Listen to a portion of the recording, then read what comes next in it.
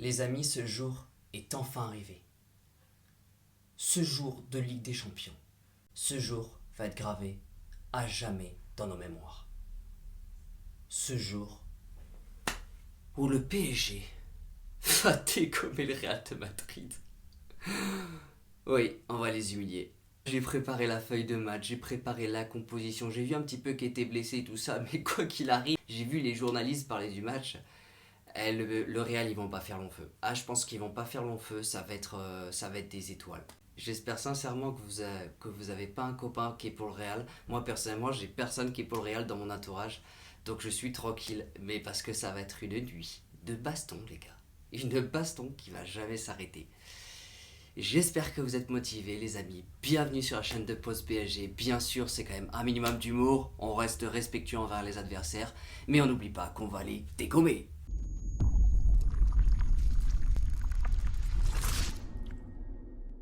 Donc comme je vous ai dit, c'est le grand soir, la Ligue des Champions, c'est ce soir. Je suis juste ultra heureux. J'ai attendu ça toute la semaine. J'espère que vous aussi, vous êtes super bouillant.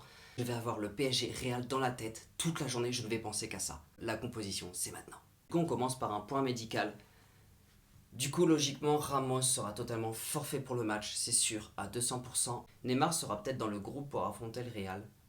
À mon avis, il va jouer entre 5 ou 10 minutes. Je pense vers la fin du match, il va rentrer sur le terrain pour tenter quelque chose. Encore une fois, je reste sur ma position. Je pense que c'est totalement inutile qu'il rentre pour le match. Je pense qu'il y a un risque de blessure. Euh, Moi, personnellement, je serais coach. Je le garderai quand même à 3000% pour le match retour. Et après, du coup, au niveau du Real, Benzema n'est pas du tout sûr d'être aligné. Je ne peux pas dire d'erreur pour le moment, mais Benzema, c'est pas sûr du tout qu'il vienne sur le terrain. Et à ce moment-là, du coup, ce serait Bale qui reviendrait. Bale qui a été très très très longtemps absent dû à des blessures, qui reviendrait du coup. Il était là ce week-end pour la Liga et apparemment il a fait un super bon match. Donc attention à Bale qui, je vous rappelle, le dernier match qu'on a joué contre eux ou l'avant-dernier, je sais plus, il avait justement mis ce but magnifique contre Navas, mais le ballon avait été touché de la main et du coup le but avait été annulé. Dans tous les cas, faut faire attention à Bale quoi qu'il arrive. Et donc du coup au niveau de la composition, j'ai sorti la feuille pour rien louper du tout. Ce serait du coup du Hakimi, Marquinhos, Kipembe et Nuno Mendes. Au milieu de terrain, Danilo, Verratti, Gay. Et ensuite Di Maria, Messi et Mbappé. Honnêtement, la composition, je la trouve quasiment parfaite. Si elle reste comme ça, pour moi c'est bon. J'ai quasiment rien à dire. Hakimi, Marquinhos, Kipembe, Nuno Mendes, pour moi, c'est parfait. Il n'y a rien à dire, c'est nickel. Malheureusement, dans tous les cas, il n'y a pas Sergio Ramos. Au niveau de Verratti, c'est impeccable. Si Gay ne refait le match qu'il avait fait, son match référence contre le Real, je lâche la feuille, c'est gagné d'avance. Le seul problème, c'est que Gay n'est pas spécialement constant. On ne sait pas quel match il va produire. Et après, bien sûr, Di Maria. Di Maria, en Ligue des Champions, il fait toujours des retours monstrueux. Seul problème, c'est que Di Maria n'est pas au top de sa forme au PSG en ce moment. Il y a des questions au niveau de la prolongation. Il aimerait rester, mais le PSG n'est pas sûr de vouloir le garder, et envisagerait peut-être un remplaçant. Donc l'idée, ce serait de faire partir Di Maria et de faire venir quelqu'un à la place. Dybala, du Rashford ou quoi que ce soit. Donc Di Maria va peut-être nous remontrer quelque chose d'incroyable durant la Ligue des Champions. Il est toujours là en Ligue des Champions. La question se pose, est-ce qu'il va faire un beau match, oui ou non?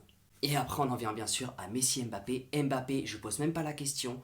Mbappé sera là, il sera en forme, il joue contre le Real. Ne l'oubliez pas, Mbappé va faire quelque chose, c'est sûr. Messi, bien évidemment, inutile de le rappeler, il a joué contre Manchester United, il a mis l'un des plus beaux buts de sa carrière au PSG. Oui, il a mis 3 buts, mais c'était quand même un but assez impressionnant. Donc au niveau de la composition, moi clairement je dis oui, je ne change rien pour le moment. Après je reste toujours focus sur le 3-5-2. Mais malheureusement Sergio Ramos n'est pas là. Donc clairement je vous redonne une dernière fois mon opinion. Je vois une victoire 3-1 pour le PSG. Le Real forcément va marquer, ils vont arriver à faire quelque chose, c'est sûr. Le Real reste quand même une équipe redoutable contre le PSG. Mais le PSG à domicile avec quand même du Messi, du Mbappé.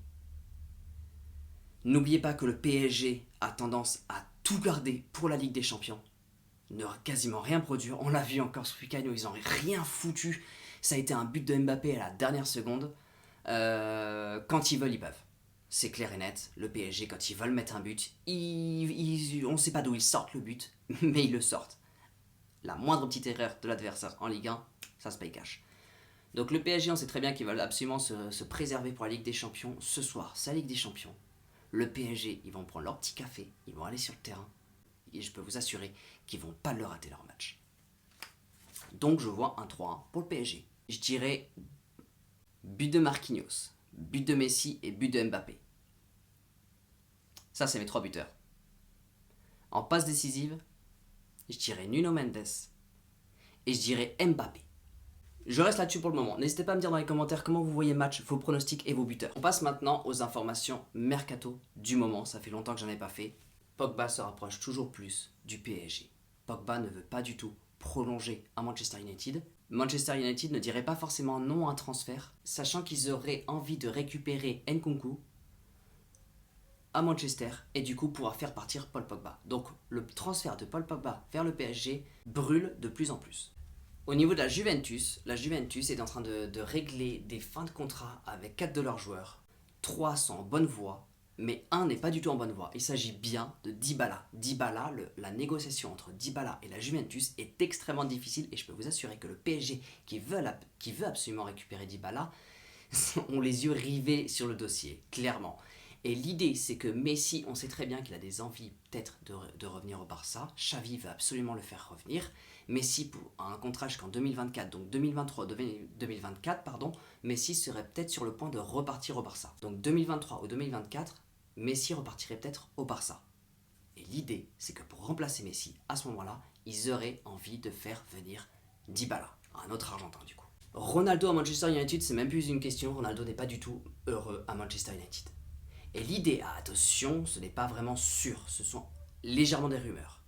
L'idée, c'est que Ronaldo commencerait à sentir les effets de l'âge. Alors bien sûr, on parle de Ronaldo, on ne parle pas d'un vieux retraité, on parle quand même de Ronaldo qui est sur une pente montante depuis le début de sa carrière et qui là commence à sentir un léger frein. Je parle bien évidemment d'un tout petit léger frein. Et à ce moment-là, du coup, il se pose la question, il faut vraiment que je me penche sur la fin de ma carrière. Donc il a envie de venir au PSG. Est-ce qu'il aurait prolongé pour après repartir? Il ne sait pas. La question reste encore en suspens, même s'il a extrêmement envie de partir au PSG. Mais là, depuis qu'il se dit, ah ok, il y a l'âge qui commence à jouer légèrement, il a envie d'accélérer le processus. Donc son départ au PSG est plus qu'imminent. Et au niveau bien sûr du titi favori des Parisiens, Xavi Simons, il a envie absolument de rester au PSG. Mais tout va dépendre du temps de jeu. S'il n'a pas assez de temps de jeu, il voudra partir du PSG. Pour moi, c'est une pépite ce joueur. Il joue extrêmement bien. Je l'ai revu au dernier match. Il m'a fait extrêmement plaisir. C'est un attaquant qui est bourré de talent, qui a une longue carrière devant lui.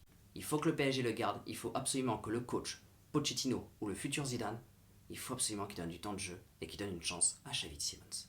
On est sur le point de créer un excellent bon joueur. Il ne faut absolument pas qu'il parte du PSG pour aller révéler son talent ailleurs. Les amis, c'est la fin du coup de l'avant-match plus des informations mercato. Si jamais ce petit format vous a plu, un format beaucoup plus chill, beaucoup plus tranquille, n'hésitez pas à me dire ce que vous en pensez. Dans tous les cas, les amis, on se retrouve bientôt pour l'après-match de ce match fou que j'attends avec grande impatience. Merci d'être de plus en plus nombreux, merci d'être de plus en plus fidèles. N'oubliez pas de vous abonner pour le référencement, n'oubliez pas de lâcher un like si la vidéo vous a plu, je vous donne rendez-vous au plus vite. Prenez soin de vous et n'oubliez pas, ici c'est